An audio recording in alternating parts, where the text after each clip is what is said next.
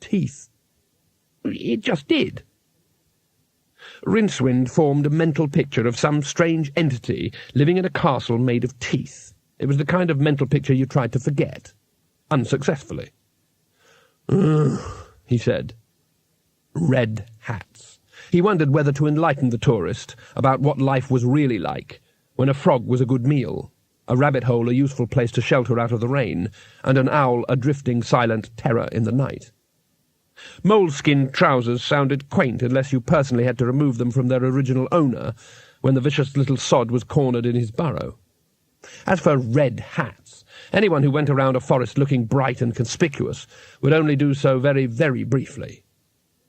He wanted to say, "Look, the life of gnomes and goblins is nasty, brutish, and short. So are they."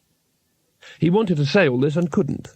For a man with an itch to see the whole of infinity, Two-Flower never actually moved outside his own head. Telling him the truth would be like kicking a spaniel. Said Said a voice by his foot. He looked down. The gnome, who had introduced himself as Swires, looked up. Rincewind had a very good ear for languages. The gnome had just said, "I've got some newt sorbet left over from yesterday." "Sounds wonderful," said Rincewind. Swires gave him another prod in the ankle. "The other bigger, is he all right?" he said solicitously. "He's just suffering from reality shock," said Rincewind. "You haven't got a red hat, by any chance?" "Wheat?" It's just a thought." "I know where there's some food for biggers," said the gnome. "And shelter too, it's not far." Rincewind looked at the lowering sky. The daylight was draining out of the landscape, and the clouds looked as if they had heard about snow and were considering the idea. Of course, people who lived in mushrooms couldn't necessarily be trusted, but right now a trap baited with a hot meal and clean sheets would have had the wizard hammering to get in. They set off. After a few seconds, the luggage got carefully to its feet and started to follow. Psst. It turned carefully, little legs moving up in a complicated pattern, and appeared to look up. "Is it good being joinery?" said the tree anxiously. "Did it hurt?" The luggage seemed to think about this. Every brass handle, every knothole radiated extreme concentration. Then it shrugged its lid and waddled away.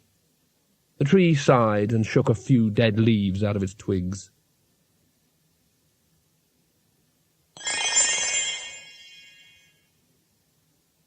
The cottage was small, tumble-down, and as ornate as a doily. Some mad whittler had got to work on it, Rincewind decided, and had created terrible havoc before he could be dragged away. Every door, every shutter had its clusters of wooden grapes and half-moon cutouts, and there were massed outbreaks of fretwork pine cones all over the walls. He half expected a giant cuckoo to come hurtling out of an upper window. What he also noticed was the characteristic greasy feel in the air. Tiny green and purple sparks flashed from his fingernails.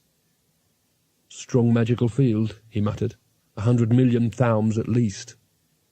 A thaum is the basic unit of magical strength. It has been universally established as the amount of magic needed to create one small white pigeon, or 3 normal-sized billiard balls.